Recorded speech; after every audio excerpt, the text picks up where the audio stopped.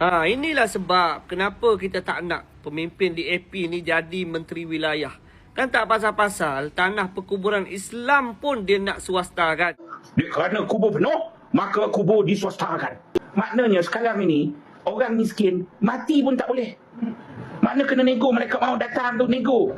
Tolong, sebab ni mati nak swasta dah lepas ni. Kadang aku tak faham tau. Dia selamba macam tu je, tuduh orang dan sebagainya. Tak takut dosa ke buat-buat ni? Jadi dalam video ni aku nak jelaskan beberapa perkara supaya kita ni boleh berada di paksi yang benar. Jangan termakan dengan naratif politik macam ni. Projek tanah perkuburan wilayah persekutuan dekat kawasan Semenyih itu telah pun dirancang bermula daripada 2005 lagi. Tapi pada waktu itu rancang bincang tak selesai masalah. Naik YBM Hanayuh jadi menteri wilayah, maka beliau selesaikan isu ini. Dan terkait dengan tuduhan kononnya tanah perkuburan itu diswastakan. Yang ni pun tak betul.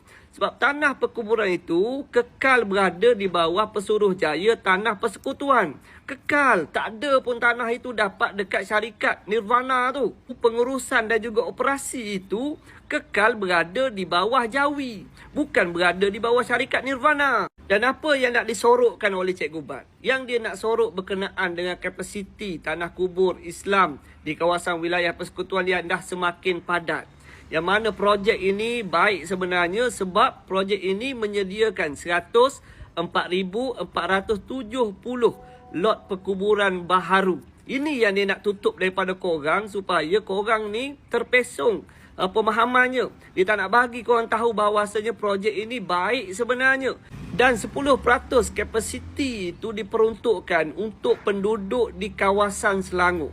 Yang terakhir sekali, pihak syarikat itu juga buat satu jalan pintas sepanjang 4.3 km supaya rakyat ini dapat elak daripada kesesakan lalu lintas.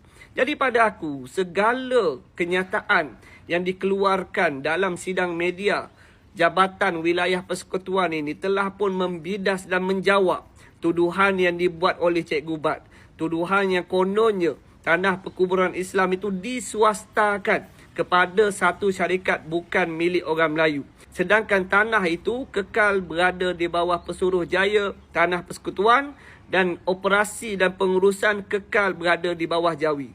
Itulah yang kita tak faham tu. Dia tak takut ke duk main modal, duk menipu orang, sebar fitnah macam ni.